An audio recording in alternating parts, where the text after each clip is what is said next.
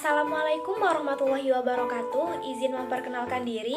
Nama saya Diah Nur Azizah dengan NPM 20110600044 dari kelas C Prodi Pendidikan Biologi semester 5 UIN Raden Intan Lampung. Pada video kali ini saya akan membawakan materi dengan judul Mekanisme Evolusi untuk memenuhi nilai UAS mata kuliah evolusi dengan dosen pengampu yaitu Ibu Aryani Dwi Kesumawardani. Baik, langsung saja ke penjelasan materinya. Mekanisme evolusi merupakan penjelasan peristiwa evolusi yang dapat disebabkan oleh adanya pandangan Darwin tentang kehidupan, mutasi gen, seleksi alam pada suatu populasi, asal kehidupan, dan sejarah kehidupan di bumi. Mutasi gen adalah perubahan permanen dalam urutan DNA yang membentuk gen sehingga urutannya berbeda dari apa yang ditemukan pada kebanyakan orang. Variasi berasal dari mutasi bahan genetika, migrasi antar populasi atau aliran gen, dan perubahan susunan gen melalui reproduksi seksual. Variasi juga datang dari tukar ganti gen antara spesies yang berbeda, contohnya melalui transfer gen horizontal pada bakteria dan hibridasi pada tanaman. Adapun faktor dari seleksi alam yaitu yang pertama suhu, kemudian makanan, cahaya matahari, dan juga habitat.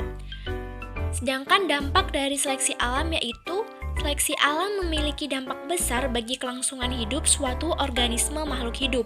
Bagi organisme yang lain tidak mampu melewati proses seleksi alam, maka populasinya akan berkurang dan dapat menyebabkan kepunahan suatu spesies. Seleksi alam juga memberikan dampak munculnya spesies-spesies baru, karena dengan adanya adaptasi yang dilakukan makhluk hidup, maka akan menciptakan keanekaragaman makhluk hidup lainnya. Adapun pengaruh seleksi alam dalam penurunan frekuensi suatu sifat dalam suatu populasi berlangsung dengan 3 cara yaitu sebagai berikut. Yang pertama, seleksi penstabilan atau stabilizing selection, bekerja terhadap fenotip ekstrim dan menyukai varian antara yang lebih umum. Seleksi ini mengurangi variasi dan mempertahankan keadaan yang tetap pada suatu waktu tertentu untuk suatu fenotip khusus. Kemudian yang kedua, seleksi langsung atau directional selection. Seleksi ini menggeser keseluruhan suatu susunan populasi dengan cara lebih menyukai salah satu varian yang ekstrim. Kemudian yang ketiga ada seleksi penganekaragaman atau diversifying selection, yaitu menyeleksi sifat rata-rata dan lebih menyukai sifat yang ekstrim. Seleksi alam menyebabkan kepunahan. Kepunahan spesies dapat diakibatkan oleh ketidakmampuan menyesuaikan diri terhadap lingkungan sekitarnya, baik akibat faktor alami maupun akibat ulah manusia, seperti kegiatan perburuan dan alasan lainnya.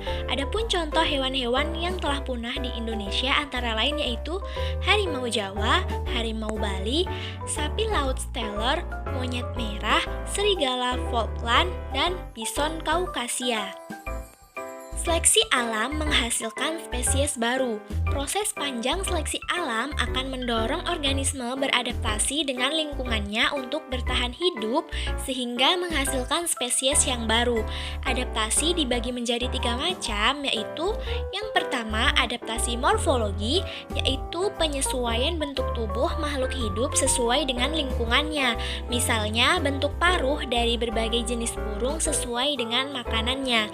Kemudian yang kedua, adaptasi fisiologi, merupakan penyesuaian fungsi alat tubuh makhluk hidup, contohnya enzim selulase yang menghasilkan oleh hewan memamah biak. Kemudian yang ketiga ada adaptasi tingkah laku, yaitu penyesuaian atau perubahan tingkah laku makhluk hidup seperti bunglon yang dapat menyesuaikan warna kulit menjadi sama seperti lingkungan di sekitarnya. Kemudian yang selanjutnya ada penyimpangan genetik atau dikenal juga sebagai penyimpangan alel atau efek Sewall-Wright. Penyimpangan genetik adalah perubahan frekuensi alel dari satu generasi ke generasi selanjutnya yang terjadi karena peran yang bermain dalam menentukan apakah suatu individu akan bertahan hidup dan bereproduksi. Yang selanjutnya adalah aliran gen. Aliran gen atau disebut juga campuran gen atau migrasi gen adalah pertukaran dari variasi genetik antara antar populasi ketika faktor geografi dan habitat bukan rintangan.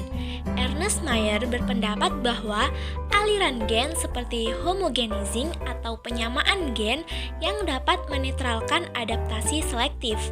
Dalam banyak tanaman dan beberapa jenis binatang, aliran gen dapat terjadi tidak hanya antara subpopulasi dari spesies yang sama, tetapi juga antara spesies yang berbeda tetapi masih berhubungan dan satu spesies.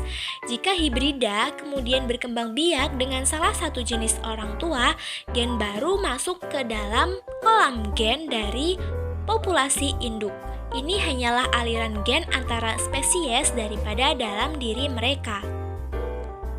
Baiklah, dari video hasil penyampaian materi saya dapat diambil beberapa kesimpulan, yaitu yang pertama, seleksi alam adalah perbedaan kemampuan untuk hidup dan bereproduksi dari suatu individu yang diakibatkan oleh perbedaan kecocokan fenotip yang dimiliki organisme tersebut dengan lingkungannya. Kemudian yang kedua yaitu penyimpangan genetik merupakan perubahan frekuensi alel dari satu generasi ke generasi selanjutnya yang terjadi karena adanya peran yang bermain dalam menentukan apakah suatu individu akan bertahan hidup atau bereproduksi.